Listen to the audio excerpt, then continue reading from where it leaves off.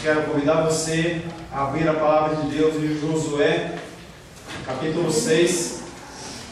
Espero que a gente vai encerrar Josué 6 no dia de hoje. Nós vamos ler do verso 1 em diante, nós vamos ler o capítulo 6 inteiro. Josué capítulo 6.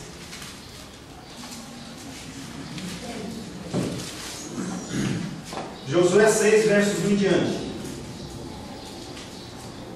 Assim diz a palavra de Deus.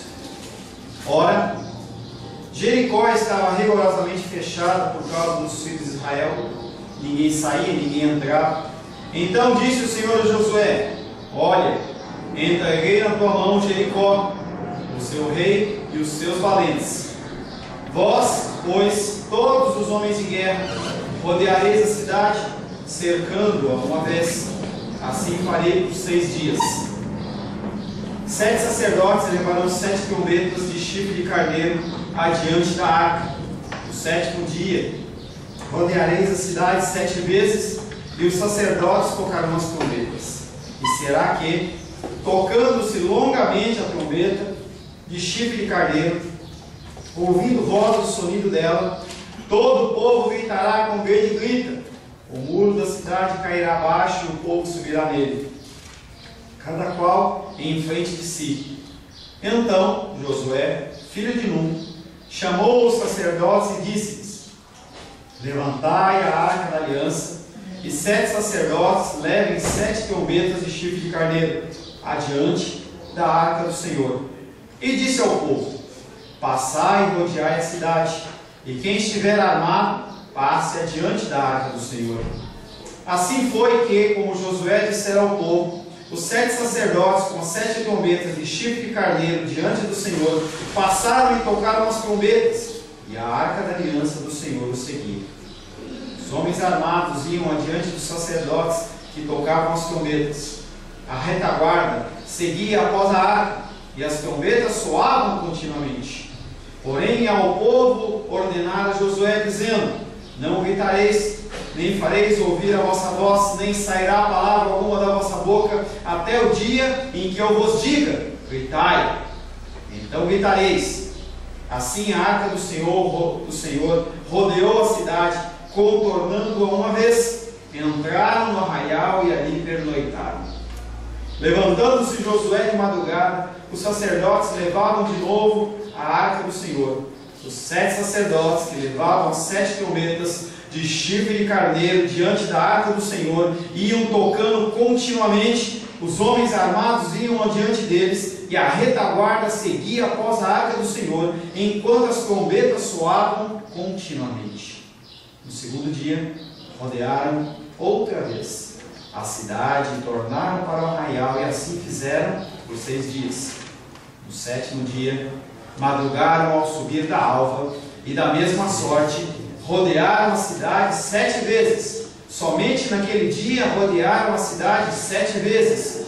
E sucedeu que, na última vez, quando os sacerdotes tocavam as trombetas, disse Josué ao povo: Gritai, porque o Senhor vos entregou a cidade. Porém a cidade será condenada, ela e tudo que nela houver. Somente viverá Raabe, a prostituta, e todos que estiverem com ela em casa, porquanto escondeu os mensageiros que enviamos. Então somente guardai-vos das coisas condenadas, para que, tendo-as vós condenado, não as tomeis. Assim, torneis maldito o arraial de Israel e o confundais. Porém, toda a prata e ouro e utensílios de bronze e de ferro são consagrados ao Senhor, irão para o seu tesouro. Gritou, pois, o povo, e os sacerdotes tocaram as trombetas. Tendo ouvido o povo o sonido da trombeta, levantou grande grito. Ruíram as muralhas, e o povo subiu à cidade, cada qual em frente de si, e a tomaram. Tudo quanto na cidade havia, destruíram totalmente ao fio da espada, tanto homens como mulheres, tanto meninos como velhos, tanto bois como ovelhas e jumentos. Então disse Josué aos 2 homens que espiaram a terra: Entrai na casa da mulher prostituta e tirai-a de lá, com tudo quanto tiver, como lhe jurastes.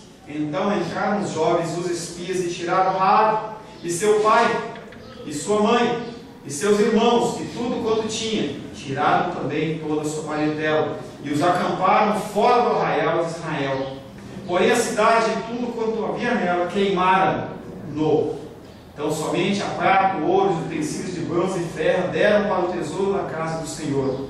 Mas Josué conservou com vida a prostituta Raabe e a casa de Israel, e tudo quanto tinha, e habitou no meio de Israel até o dia de hoje, porquanto esconderam os mensageiros que Josué enviara a espiar Jericó. Naquele tempo, Josué fez o homem jurar e dizer: maldito diante do Senhor seja o homem que se levantar e reedificar essa cidade de Jericó. Com a perda do seu primogênito lhe porá os fundamentos, e a custo do mais novo às portas. E assim era o Senhor com Josué, e corria a sua fama por toda a terra. Palavra do Senhor, amém? Amém. A gente vem caminhando já há algum tempo no livro de Josué. No capítulo 1, o Senhor ele comissiona Josué a ser aquele que vai suceder Moisés. Ele dá todo um plano para Josué, e Josué ele começa todo um preparativo para atravessar o Jordão.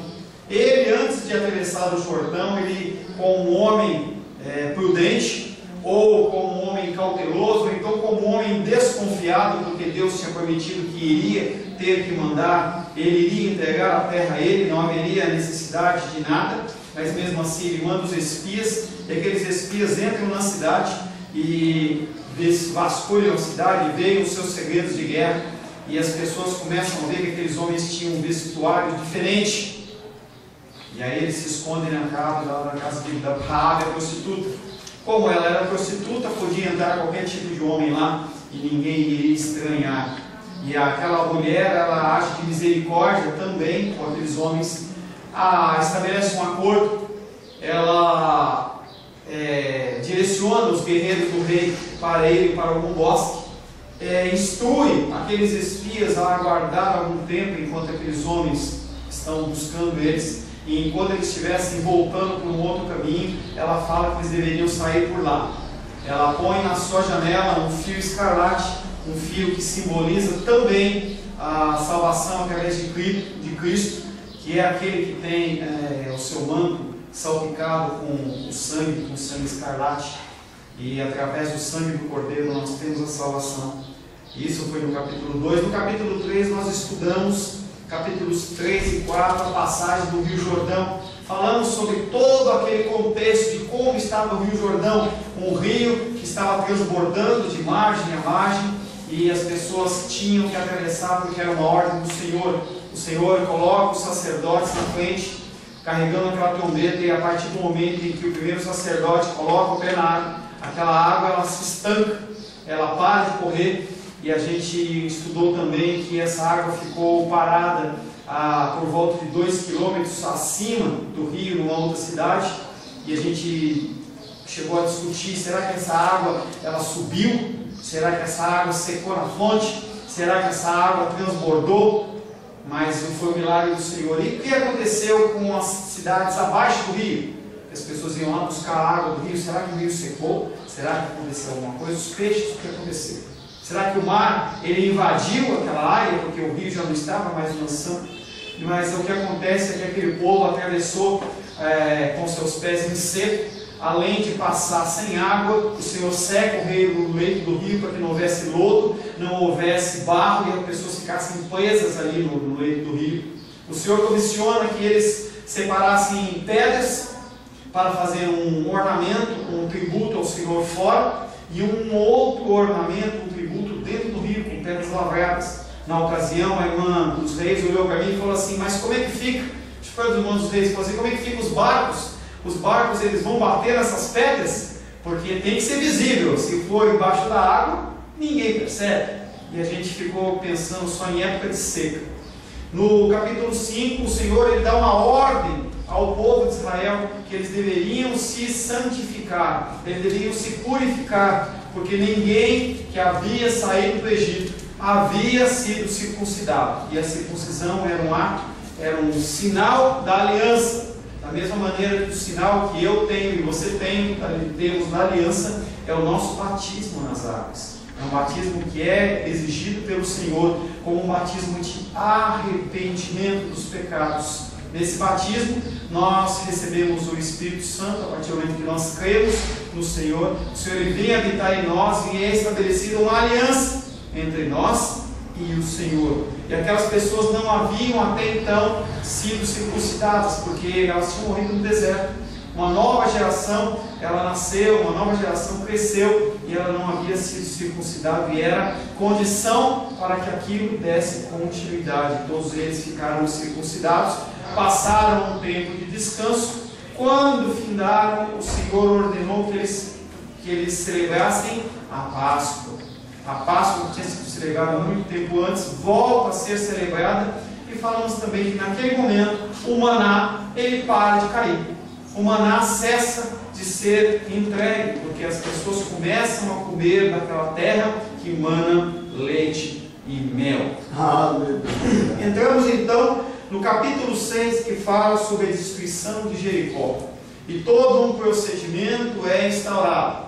O Senhor fala assim: olha, gente, para vocês começarem esse processo, vocês vão pegar todo esse povo, vamos separar o povo de guerra, vamos separar um povo que vai andar aqui, vamos separar os sacerdotes com arco, pessoas que tocam trombetas, todo um cenário. E no primeiro dia vocês dão uma volta. No segundo dia, ao contrário do que as pessoas pensam, eles deram uma volta de novo. No terceiro dia, quarto dia, quinto dia, sexto dia, eles deram uma volta. Mas no sétimo dia tinha algo especial. No sétimo dia, por 6 dias, eles andaram de lábios fechados, sem poder comentar, sem poder falar nada. E aí naquele sétimo dia ia ser algo diferente. Nós lemos na semana passada, nós estudamos na semana passada o verso 20 e 21, que eu vou repetir, e diz assim: gritou, pois, o povo, e os sacerdotes tocaram as trombetas. O sinal seria: toquem as trombetas. E aí o povo ia gritar. O povo deu a primeira volta, deu a segunda volta, deu a terceira volta, e o povo de Jericó orando. Terceira, quarta, quinta, sexta. Quando deu a sétima volta, que completou, marcou um ponto lá, que lá na ICPG o irmão Nunes, ele marcava jogando uma folhinha no chão, ele jogava alguma coisa no chão marcando lá. Quando deu a sétima volta, o sacerdote pegou as trombetas, 7 sacerdotes, e tocaram grandemente, não só como um sinal para que eles começassem a gritar, mas que as pessoas que ainda estavam lá do outro lado, porque era um povo de grande número, lembra que você está falando em milhões de pessoas, um grande número de pessoas. Então o sinal era: tocou a trombeta, grita. E aí no verso 20, gritou, pois, o povo, e os sacerdotes tocaram a trombeta. Tendo ouvido o povo o sonido da trombeta, eles levantaram um grande grito. Começaram a gritar. E então as muralhas, que eram altas, que eram grossas, que eram fortes, elas sucumbiram, não perante ao toque da trombeta, não perante ao grito dos homens, mas ao poder do nosso Senhor, que afligiu de uma maneira em que o muro não caiu para frente e matou as pessoas, né, Sebado? Não caiu para frente, sim. Não caiu para trás, mas ele desceu, ele implodiu, ele caiu assim. E aí a palavra de Deus diz que eles subiram, tendo ouvido o povo da trombeta, o sonido da trombeta, e levantado o grande grito, ruíram as muralhas, e o povo subiu, aqueles entulhos, à cidade, cada qual em frente de si, e o tomaram. Aqueles muros, eles caíram compactamente, de uma vez só, e a tomaram. Tudo quanto na cidade havia, destruíram totalmente o fio da espada. A ordem de Deus era: matem homens, mulheres, crianças, idosos, todo ser vivo tem que morrer. Animais, ovelhas, bois, tudo tem que ser morto. Tanto homens como mulheres, tanto meninos como velhas, tanto bois, ovelhas e jumentos. E aí nós entramos no texto de hoje, que é a partir do verso 22. Abre aí. Josué 6, 22.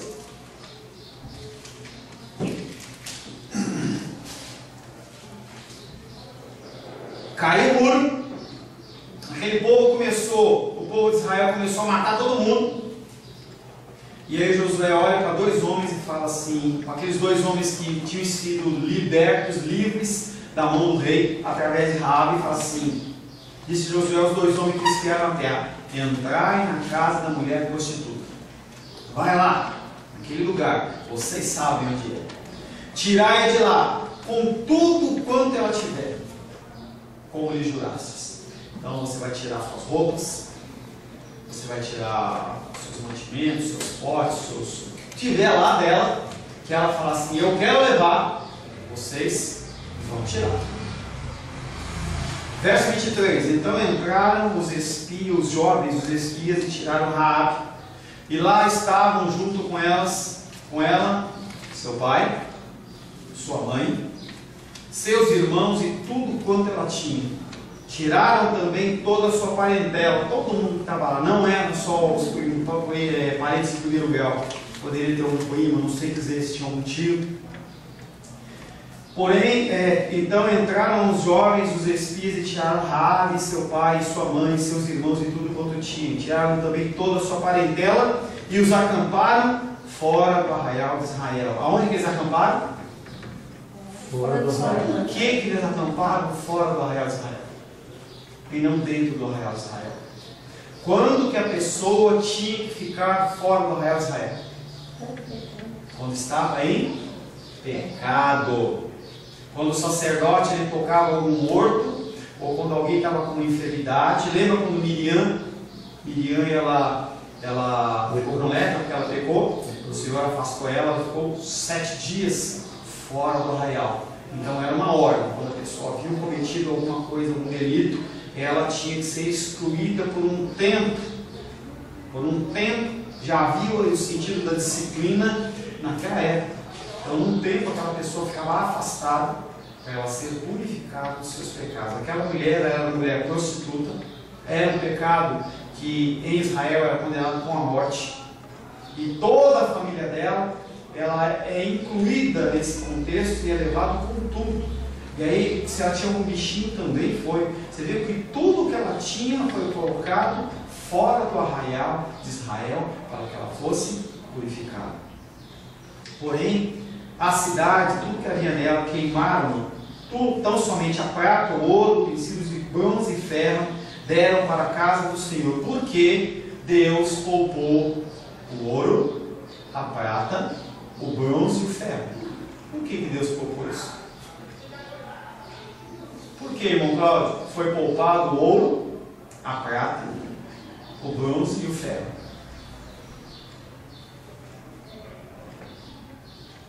O que é perecível? O que é perecível? O Senhor disse no final dos tempos: as nossas obras elas vão ser provadas pelo fogo. Provadas pelo fogo. Então, o que é provado pelo fogo e permanece é bom. Então, o ouro, a prata, o bronze e o ferro não quer dizer que aqueles instrumentos que poderiam ter sido instrumentos de adoração pagã de outros deuses, eles continuaram naquele formato. Provavelmente aquilo foi tudo derretido para ser usado, consagrado ao Senhor para a utilização de outros princípios. Lembre-se que lá na frente, lá com Davi, vai ser construído um templo, e isso aí já faz parte de todo um planejamento do Senhor para que esse material esteja disponível para a construção do templo. Como vai ser feito? Deus, ele é um Deus de planos. Deus, ele é um Deus que não age de supetão. A gente falava sobre o final dos tempos, e entenda que no final dos tempos ele não vai acontecer assim. Ele fala que vão vir os sinais, vão acontecendo. A vinda do Filho do Homem vai ser uma coisa rápida.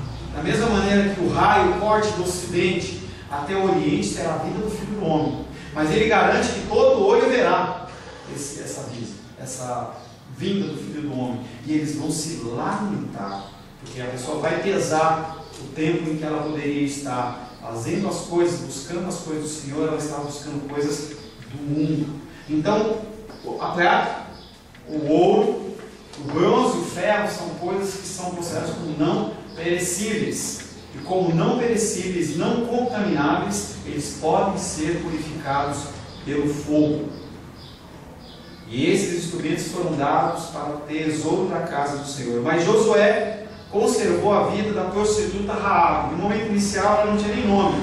Agora ela já tem nome, prostituta Raabe. e a casa de seu pai e tudo quanto tinha, e habitou no meio de Israel até o dia de hoje. Até o dia de hoje tem dois significados. Primeiro, que não foi uma coisa momentânea, não foi uma coisa que ele habitou ali no meio do povo de Israel, e depois o Josué falou assim para ela, assim, agora você se vira, vai para outra terra, porque a nossa terra é santa. Não, ela continuou, ela foi inserida dentro da linhagem de Israel. Tanto que Cristo, ele está na linhagem de Raabe. Raabe, a prostituta, ela faz parte da linhagem de Cristo. Da mesma maneira que Esther faz parte da linhagem de Cristo. E Esther era quem? Uma moabita. Ruth, desculpa. Ruth, ela era uma moabita. E aí você vê que desde aquela época o Senhor ele já começava a agregar pessoas ao povo dele. Porque quem agregou não foi Raabe, quem agregou foi Deus. Quem agregou não foi Ruth, foi Deus. E Deus tinha um propósito com aquelas vidas. Então ele vem e resgata, ele vem e traz para junto dele. Então não é apenas o povo de Israel, já está sendo sinalizado, não é apenas o povo de Israel que é um povo escolhido e santo, mas desde aquela época o Senhor já tinha pessoas que ele tinha como pessoas que ele queria para ele, por algum motivo. Ele olha para Raabe e vê algo que talvez eu e você não veríamos, mas ele vê, ele quer a Raabe para junto dele. Percebe-se aqui o contraste do relato das palavras de Josué, no qual a alternância entre maldição, havia uma maldição sobre esse povo cananeu, mas a graça do Senhor se manifesta na vida da prostituta. Em meio ao cenário de destruição, exemplo do que aconteceria com toda a Canaã, não ia ser só com Jericó, toda a Canaã tinha que passar por isso. Por isso que quando Saul lá na frente, ele recebe a ordem de matar todo mundo e ele traz o que ele entende como o melhor da terra, ele é considerado como um rebelde, ele não agiu conforme a palavra do Senhor. Talvez se ele tivesse lido o relato de Josué, ele tinha agido de maneira diferente. Exemplo do que aconteceria com todo Canaã que deveria ser destruída, situa-se a descrição da salvação de Raabe. No meio de um povo pecaminoso, como o que existe no mundo de hoje, Deus ele olha para você e fala assim: Rosângela, eu quero você. Carol, eu quero você. Dos reis, eu quero você. Ele escolhe as pessoas, ele vai selecionando, não pelo meu mérito, nem pelo seu mérito. Isso é uma coisa que nós não conseguimos entender. Nós não temos como questionar, porque ele é o autor da vida, ele não erra. Nós podemos errar nas nossas decisões, mas ele não erra. Como antes destacado, não era comum que a vida de alguém sob maldição fosse preservada. Não existia esse tipo de coisa. Quando uma pessoa era amaldiçoada, ela tinha que morrer. Portanto, a preservação da vida de Raabe e de sua família assume um significado diferente e extraordinário. Não é uma coisa normal nem comum. O sinal, o cordão vermelho, já não tem mais nada a ver com esse resgate. Foi uma escolha do próprio Deus. A escolha do sinal, Deus contra a natureza, precisa da captura de Jericó, que ainda não estava definida, mas depois, aquele fiozinho de vermelho não tinha sentido nenhum, porque os muros caíram, não tinha mais fio vermelho nenhum, mas era um sinal espiritual que estava lá sendo marcado. A escolha do sinal deu-se quando Jericó ainda não havia sido destruída. A salvação de Raabe está ligada a duas coisas. Primeira coisa, Deus leva muito em conta o juramento que as pessoas fazem. E o voto que você faz perante Deus, ele é levado em conta como algo muito sério. Deus ele não pede para você fazer voto nenhum. Mas se você faz um voto ao Senhor, trate de cumprir. E as pessoas são chamadas a não fazerem principalmente voto de tolo. E você não mede o que você promete. Você fala assim, eu vou fazer isso, eu vou fazer aquilo outro. Deus, eu vou dar isso, vou fazer aquilo outro, vou dar, vou fazer um jejum, vou fazer isso. E a pessoa não cumpre. Deus é amor, Deus entende. Deus ele leva muito a sério os juramentos, os votos que você faz com Ele. Muito a sério. Pessoas estiveram conosco no início da nossa igreja, não vou citar nome, e a pessoa chegou para mim e falou assim, eu vou estar com você. Está tudo muito bonito, entendeu? Mas eu sei que você tem uma família. Você tem uma família. E quando precisar completar o teu salário, eu sei que Deus tem me abençoado com um aumento de salário, porque eu vou ajudar você nessa obra. Eu vou ser aquele que vai inteirar o teu salário, para você não passar necessidade. E esse convoto foi feito, não foi feito comigo, foi feito com Deus. E da mesma maneira que a pessoa fez esse voto comigo, a pessoa desistiu, foi embora. Para os homens, parece que não aconteceu nada. Deus, ele continua sendo fiel, independente da minha fidelidade e da sua fidelidade. É por isso que eu não sou uma pessoa que eu fico batendo em cima de dízimo e oferta. Eu falo sim, porque é um mandamento. Entendeu? Eu tenho isso como um ensinamento. Eu vivo isso. Entendeu? Não vou ficar em cima de vocês, controlando se você entrega ou se você não entrega. Se você entregou o dízimo do seu 13º ou você não entregou o seu 13º. Não vou ficar controlando isso. Isso é uma coisa com você e Deus. Da mesma maneira que eu tenho o meu compromisso com o Senhor, de tudo que Ele entrega nas minhas mãos, eu entendo que não veio do meu sacrifício. Não é porque eu me preparei para estar aqui na frente, vocês estão me ouvindo, não. É porque o Senhor tem um plano, tem um propósito, que eu não sei quanto tempo vai ser. Enquanto o Senhor ele nos mantém nesse propósito, eu continuo caminhando. Então, o que eu quero construir no coração de vocês não são leis e mandamentos. O que eu quero construir em você é um comportamento e um caráter cristão. Porque a palavra de Deus diz que os verdadeiros adoradores terão uma palavra escrita no coração. Então não adianta, não é pelo muito falar. E isso tem que acontecer no caso do Senhor. É aí que vai ter a diferença. É aí que vai ter a mudança. Juramentos que homens fazem, Deus leva em conta. Deus ele sabe de todo juramento que você fez, que você não cumpriu e o que você cumpriu. E vai ser cobrado de você, e vai ser cobrado de mim. Por isso que eu tenho muito temor em relação, por exemplo, a aulas. Meu compromisso maior é com vocês. Entendeu? Eu não posso, eu entendo que o ministério de lecionar, seja aqui na Dominical, seja em alguma faculdade, alguma coisa, teologia, é a extensão do meu ministério. Porque um pastor ele tem que ensinar. As pessoas são chamadas para serem pastores e mestres. Mas a partir do momento em que as aulas eles atrapalharem o meu ministério, eu tenho que abrir mão das aulas. Há uns 15 dias atrás, eu fui convidado para começar a dar aula também lá em Lusiane. E eu vou orar ao Senhor. Eu tenho que ter temor em relação a isso. O que isso vai afetar na minha igreja? O que vai afetar na minha casa? Vai aumentar a minha renda? Sim, mas e aí? Será que eu estou colocando a minha confiança em Deus? Ou estou colocando a minha confiança nos homens? Porque eu fiz um voto com o Senhor de cuidar de vocês como ovelhas. E eu tenho que cuidar. Eu tenho que cuidar. Então, cuidado com o juramento, que isso foi uma das coisas que a salvação da Raabe se apoiou. Aqueles homens que eram servos de Deus, eles juraram que aquela mulher que ela iria ser salva se ela não tivesse a palavra dela.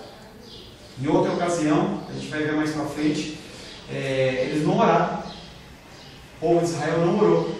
E um povo chamado Gibeonita, que morava pertinho deles, viu que a destruição ia comer solta em Canaã. Eles fizeram no ardil, trocaram de roupa, colocaram roupas rasgadas, pegaram pães velhos, sandálias rasgadas e foram encontrar Josué e falaram assim: nós viemos uma terra muito distante, nós queremos fazer voto com vocês, nós queremos ser seus escravos. E aí Josué fala assim: de longe, né? Não tem problema nenhum. Não, vocês vão ser nossos escravos, mas nós não vamos destruir vocês, não. Nós nos comprometemos. E aí, essa luta, essa dificuldade, entendeu? Porque depois eles se revelam com pessoas que eram vizinhos deles. E eles são obrigados a conviver com aqueles gibeonitas por longo tempo. Depois de um tempo, Saul mata alguns gibeonitas e a maldição vem sobre a casa de Israel. E aí, pessoas da tribo de Saul são mortos para aplacar a ira do Senhor, ou acalmar, ou para que haja liberação de perdão dos gibeonitas em relação ao povo de Israel. O juramento do Senhor que você faz é muito sério. E outra coisa que é levada em conta na salvação de Raabe é o ato de clemência que ela havia realizado em relação aos espias. Ela tinha sido benevolente. Ela tinha sido uma pessoa que agiu de bondade, ela não tinha nenhuma obrigação. Porque da mesma maneira que aqueles homens estavam salvando ela naquele momento, eles podiam simplesmente, como nós fazemos hoje, esquecer daquelas pessoas que nos fizeram bem. Não era simples e fácil?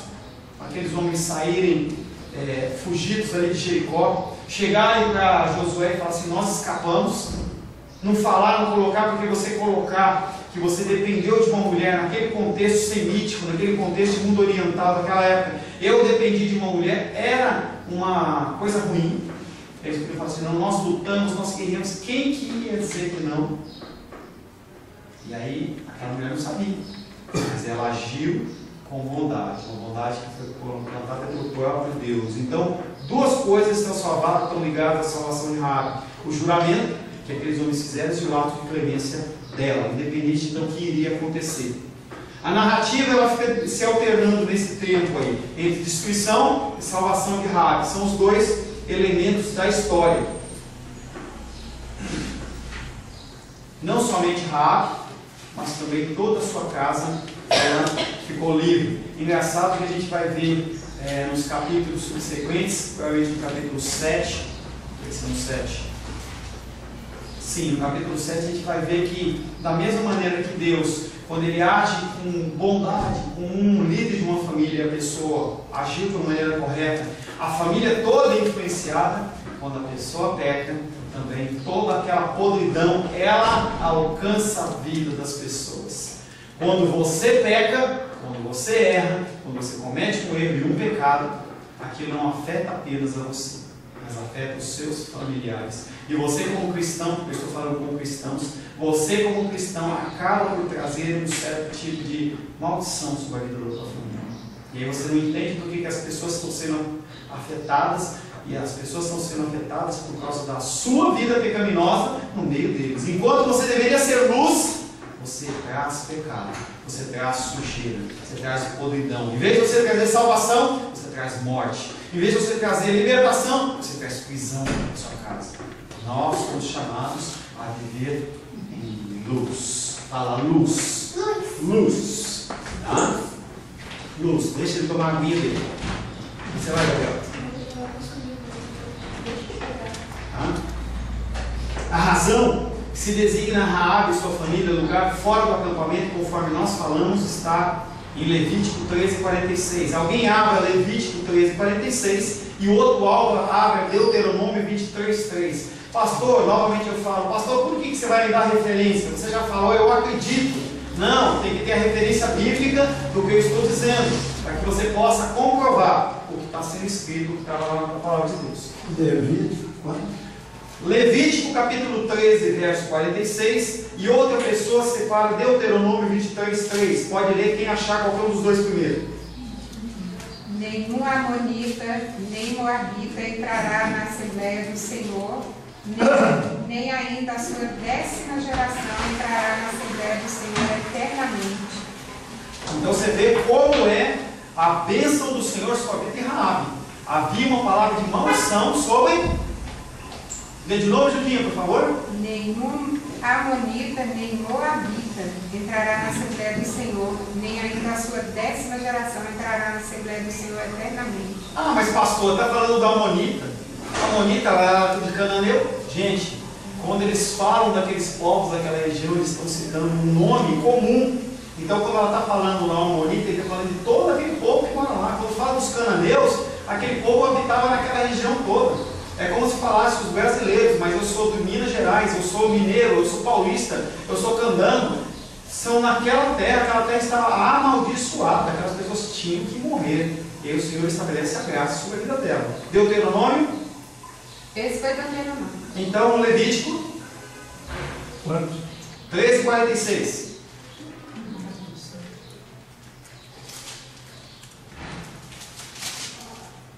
(13:46) fala: será imundo durante os dias em que a praga estiver dele. É imundo, habitará só, a sua habitação será fora do arraial. Quando a pessoa era considerada imunda, ela tinha que ficar fora do arraial. Quando você comete um erro e um pecado, por isso que quando há o tipo de disciplina, quando a pessoa está em uma vida em pecado, ela é afastada das atividades ministeriais, não no sentido de humilhar a pessoa, e sim que aquela pessoa seja tratada, que ela possa entender o peso e o jugo do pecado que ela cometeu. Nesse meio tempo, a história da destruição completa de Jericó se prossegue. Enquanto aqueles homens vão salvar Raabe, o pau continua comendo, o povo continua matando todo ser vivo e tocando fogo em tudo. Os metais especificados no verso 19, que é o ouro, a prata, o ferro e o bronze, são incluídos no tesouro do Senhor. A título de conclusão, se afirma explicitamente que a Raabe será chamada aqui de prostituta, e ela é poupada e informa que ela e a sua família viviam no meio de Israel até o dia de hoje. Como é diferente quando você se posiciona como cristão no meio da sua família. As pessoas, elas têm alguém em quem se espelhar. O apóstolo Paulo, ele fala: sede meus imitadores, como eu sou de Cristo. Ah, como seria bom que nós pudéssemos olhar para os nossos familiares e falar assim: sede meus imitadores, como eu sou de Cristo. Nós estamos indo para São Paulo e nós vamos ver tanto os meus familiares como os familiares da rua, pessoas que muitos deles não são cristãos, e a gente pudesse chegar para eles e falar assim: sede meus imitadores, como eu sou de Cristo. Palavra dura. Esse versículo tem o propósito de festejar a bondade de Deus, demonstrando a salvação de Raabe. Talvez a intenção do escritor seja lembrar aos leitores, como eu e você, alguns pontos da história de Israel ou outro grupo familiar não israelita pode ser acrescentado à vida da nação. Então não devemos abrir mão, a menos que o Senhor assim determine, não devemos abrir mão daqueles que não conhecem o Senhor. Devemos continuar orando, continuar buscando, até que seja o momento que também há momento em que é o momento de você entregar a vida nas mãos do cão, nas mãos de Satanás, para que aquela vida, quem sabe, ela seja salva. Componentes puramente raciais, como eu sou israelita, então eu sou salvo, naquele tempo já era espelhado. No tempo de Jesus, Jesus olha e fala assim: se Deus quiser, Ele pode fazer dessas pedras filhos de Abraão. O que Israel era pela graça de Deus e não pelas suas forças. Irmão Cláudio, lê para mim Deuteronômio capítulo 7, versos 6 e 8 para a gente finalizar. Deuteronômio capítulo 7, versos 6, 7 e 8. 7. Deuteronômio capítulo 7.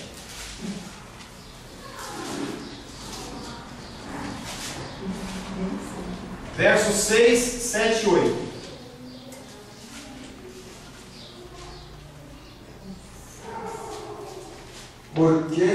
Porque povo santo és ao Senhor. Está falando para você, viu? Ao Senhor teu Deus.